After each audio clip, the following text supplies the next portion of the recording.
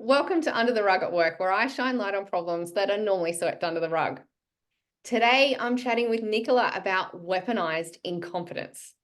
Nicola has over 17 years leadership experience in health, safety, and enterprise risk in diverse sectors such as oil, gas, education, innovation, and not-for-profit. Nicola was a finalist in the Women in Safety Awards in 2023 and is the co-host of the podcast SafeTea. Thanks for joining me, Nicola. Thank you for having me. This is a great topic. I feel like I should not be as excited as I am for this topic. So share with us, what is weaponized incompetence? This is, it's such an interesting topic. And because it's such a amorphous topic, it's really hard to identify. So there are some common explanations for what weaponized incompetence is.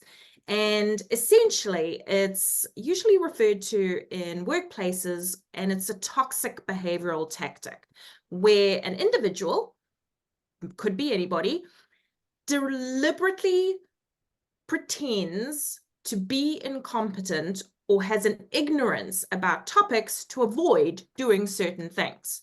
So it isn't just someone struggling due to lack of skill or knowledge. They'll have the skills and knowledge. It's about intentionally underperforming to shift their workload onto others. And so many names over my career have just kind of popped into my head. Why do people do this? I think there's a number of different reasons. And I think one of the key things that people resort to weaponized incompetence is a way to dodge responsibilities, especially ones that they might find that are unappealing or challenging, or they find it, so many different reasons. I also wonder sometimes when I see weaponized incompetence in action, I wonder sometimes if that's a learned behavior as well, where they've had to learn that, in kind of that parent-child environment, where they've had to learn that behavior as well. Mm-hmm. But I also sometimes think, and kind of a little bit of research says as well, that it's used to manipulate others into taking over the share of work, or kind of that reciprocal process where you want to help someone or you want to feel good about helping someone. So people take on that additional workload and you end up carefree and living your best life. But as we kind of work towards, that kind of burnout space, I wonder as well if some people use it as a tactic to try and protect themselves from burnout as well, which actually a little bit sad, but I wonder, just in my mind, I wonder if that's another reason someone would use that tactic.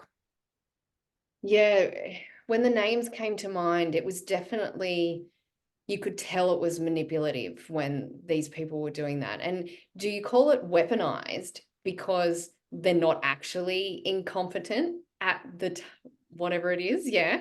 Yeah, for sure. So if someone is, underskilled or doesn't have the training or doesn't have the experience to do something in particular, I wouldn't say that that's, you're weaponizing it to make either your life easier or someone else's life harder, right? But I think when you're weaponizing it, you're really targeting and focusing that energy into doing something that is putting someone else either at harm, putting additional workload on them, or finding ways to kind of offload your stuff onto others. Yeah. And I think it's easy to recognize if you've been working with someone for a while. But if you're a new manager or a new team member, how do you know if it's happening to you or if it's happening in your team? What are some of those telltale signs? There's a couple of telltale signs, but I think, kind of using those scenarios and putting yourself in that position is a good way to do it. So imagine you have a colleague, we'll name them Joe Blogs. I don't know. Joe is part of the team. You frequently use an online platform like Google Docs or Teams, and you use it to collaborate on projects.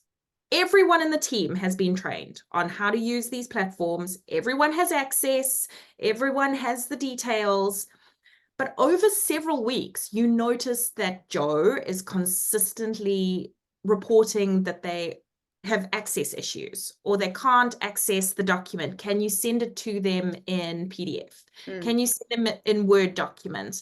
Taking away that ability to collaborate with other team members potentially. They can't find the link. They're having trouble logging in. They account like various errors that are coming up that no one else is experiencing. And each time, and sure, that can happen genuinely. There could be something going on the IT side, but usually it's something that you're noticing is off from everybody else. And each time, a different team member helps Joe. They are helping them with their own time, with their own resources, and you start seeing delays in deliverables because someone else is ending up completing Joe's tasks or Joe's portion of the work. So you're going to see repeated issues, right? Oh, I can't access the link. Oh, I can't send me the link in PDF. You're going to see that lack of initiative of understanding or learning new tools or technologies, new ways of doing things. It could be a process issue as well. You're going to start seeing patterns of avoidance as well. You're going to see repeatedly missing deadlines, avoiding complex tasks, really relying quite heavily on other people's help and support, and then using that opportunity of someone helping you to say, oh, well, could you just do it for me? You're going to start seeing, if you're seeing that repeated behavior, you're also going to see a lot more poor quality work coming out from Joe. It's below par. But then claiming ignorance around the standards or the requirements, saying, oh, I didn't know that you had this expectation. And then obviously a classic one, I think, for everybody, we've got someone we can surely think of, is communication evasion. Not replying to emails, leaving you unseen on Teams or Slack, using those tools to not respond to you and making it very clear that they're not responding, and then claiming later that they never received the information. Yeah. Look, I have had a boss in the past who was lazy, and it was easier for me to send him the link or do a lot of those things that you've just mentioned than him to go back into his emails or go back to wherever he was supposed to, or find the file location or any of those. I'm not sure if I'd call it weaponized incompetence. Is there such a thing or difference between weaponizing and being lazy, or are they kind of on the same path? That's a really good question. And I think maybe in like three kind of prongs there. You've got your weaponized incompetence, which I would say is on the extreme end of kind of, let's call it that spectrum. And then you've got learned helplessness, where you are conditioned to feign helplessness when you're feeling overwhelmed or you're kind of heading towards burnout. So it's that learned behavior. And then I think laziness is such a tricky one to navigate, right? Especially as a leader, like how do you navigate laziness? I'm no psychologist, never going to claim I'm a psychologist, but I would assume from my perspective that it's probably got something to do with that overwhelm and not being able to really manage that workload that you're expecting, and maybe moving into roles that you weren't ready for. And that's what's leading to that kind of laziness and that lack of growth mindset, or that lack of initiative that you would hope to see in people. And one would hope that when you're recruiting, that's something that you look for in that person's behavior or, interview style. Sure, it's not going to be perfect every time, but you would hope you'd spot it. Yeah. I found my boss was less lazy, or he would do it himself when I was too busy or I was offline and I couldn't answer his beck and call. Like if I was in a meeting with a stakeholder, I wasn't ignoring him on purpose. So not leaving his message unread, but yeah, I had things to do. I've got my job to do and can't do his little bits either. But I found that he was able to, find it. And what he would do sometimes too is he would just ask someone else. next Oh, down the line or next in the team. So, because it was quicker and easier for him than, learning to do it himself. But what other tips or advice do you have if maybe someone else has a boss or a team member, if they're experiencing any kind of level of the spectrum, how should they or how can they manage it? I think, the first step is always open communication. Address the issue directly with the person that you're dealing with and provide clear examples of the behavior and the expectations that you're hoping to kind of have. So direct communication, set those clear expectations. If they're still struggling, offer the training and support. As a leader, you're there to coach, guide, develop, empower. So if they're struggling with something genuinely, then that's on you as a leader to coach, help, guide, develop, lead, teach. Versus someone that's potentially weaponizing that, where that may not potentially work in the long run because they're just going to kind of filter off the work, right? Make sure that you've got accountability measures in place. Set those accountability measures up with the person that you're dealing with so that they're really clear, they're printed out. First time around, give them the opportunity, benefit of the doubt, print them out, stick them on the wall, wherever you need to put it, make it really clear in any format that they may need it in. And then, encouraging that very collaborative environment. We want to help people, right? We want to keep I want to say almost an open door where you can chat to people and have that ability to help and collaborate them. Leading by example, as a strong leader, leading by example. But when it gets to that bad end of the spectrum, you need to also be able to escalate and put those boundaries in and escalate when needed. Really be very clear about why you're escalating it, what's not been resolved, and if it needs to be managed by HR or if there needs to be a performance development plan put in place. Yeah. So probably what I should have done with my boss is over the span of a week, just identify how many times he did that, which it was multiple times, right? And maybe have a chat with him and say, hey, throughout the week, you've asked me to do this about 10 times. I don't mind helping. However, it's taking a lot of my time, which takes away from, here's the project that you have asked me to do. So here's the process. I've pulled it out so that you've got easy access to it and give that to him. So if he's able to look at that, check in with that before checking in with me, that would be appreciated. Do you think that'd be a better way to go about it? Oh, for sure. Yeah. Just this week, we've had an example of this where we've had some health and safety issues at our workplace, and we wanted to create an environment where there was a lot of collaboration and a lot of engagement. We want to engage as best as we can with our health and safety reps.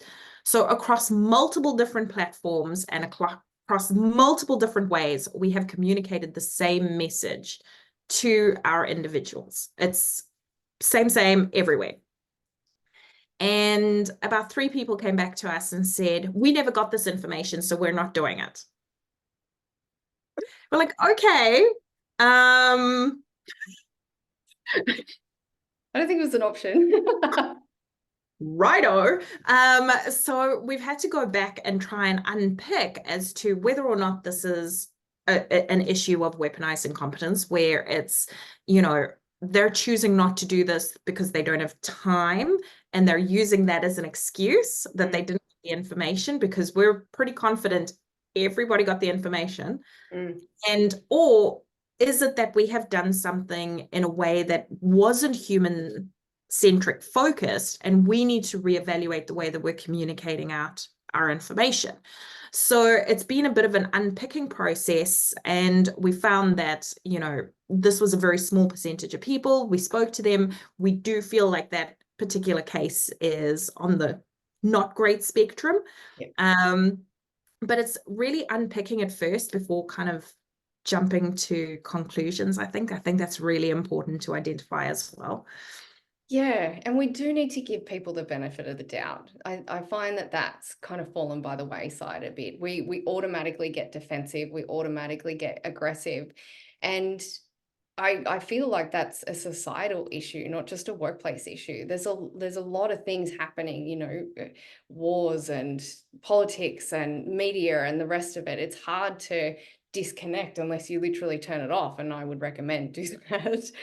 But we're seeing a lot of that fight and attack, and it often feels like you're being personally attacked if you're having these conversations, if you haven't, been able to manage conflict well in the past. So yeah, to get defensive straight away, almost you lose before you even start. So if you can give that benefit of the doubt and can come with it, as you said, with the outcomes focus, what do you want to achieve, and do that positively, then you can de-escalate things, and yeah, it doesn't become a big issue. And yeah, you don't have to turn the other cheek 12 times, but start there. That's true. That is Yeah, absolutely true. this has been a really good chat. Is there anything else you wanted to say on weaponized incompetence? No, just keep your eyes peeled. I think, once I started learning a little bit more about it and starting to see it in the organization, I just saw it more and more and more, and have started calling it out more openly, Yeah. especially when it's something that should be really simple, Yeah. but it's causing a lot more extra work for others. Mm. I am ferociously protective of my team. I really want them to have strong boundaries and feel empowered to say no to things. Yeah. And so if I see that behavior impacting my team, I'm like a mama bear. So, making sure that we're really clear with what that looks like, and why it's important to identify those behaviors as well, because I'm pretty confident there was a study done not too long ago around toxic people in the workplace. Mm. That behavior, it's almost like catchy. Yeah.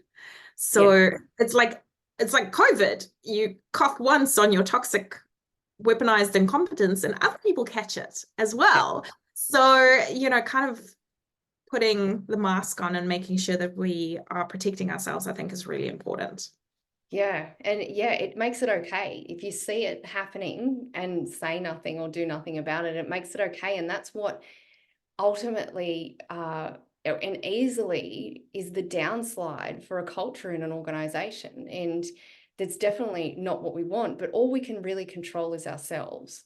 And you can lead and empower and do these things, which is fantastic. I'd probably just add that self-awareness key as well, because we all do some layer of this at some point in time, right? So maybe let's check ourselves too, and how we go about doing the things that we're doing, because no one's perfect, and we shouldn't expect that out of anyone either.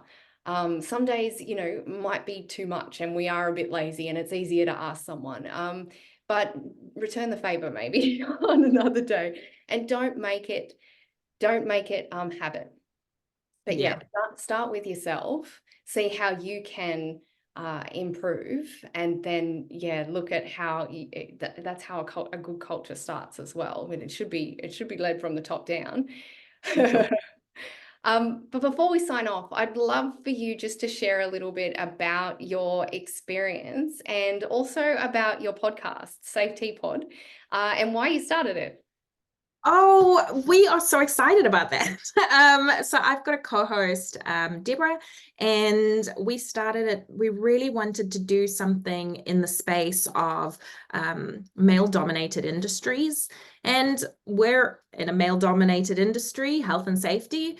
So we said, okay, well, let's talk to other women that are also in male-dominated industries, or are struggling with the same issues, or have come from male-dominated industries, and let's talk about some more of that stuff. We want to talk about the more challenging aspects of workplace culture. We want to make sure that we're offering insights on how to create safer work environments, especially for women, empowering women, uplifting the voices of our women. This does not exclude men, however. We're fascinated to hear your opinions too. But we're really excited about it. And so I've spent, as you mentioned at the start, I've spent quite a few, almost 2 decades now in occupational health and safety. And it's been a wild ride. And I'm really grateful that that's the career path that I chose. I'm super passionate about it. And it gets me up every morning knowing that the choices that I'm making during my day are keeping our frontline staff safe, that we're doing things that are better for them, that we're looking at different and innovative solutions that work for our frontline staff, that we're doing things that are impactful and take care of not just the symptoms, but like the root cause of issues as well. So yeah, that's a little bit about me. Yeah.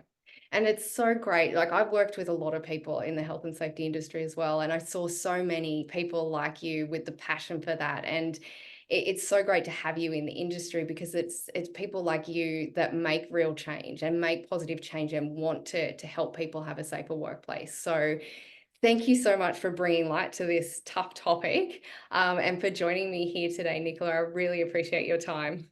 No worries. And thank you for having me. You're welcome. And if you want to learn more about Nicola, connect with her on LinkedIn, and I'll share that in the show notes below.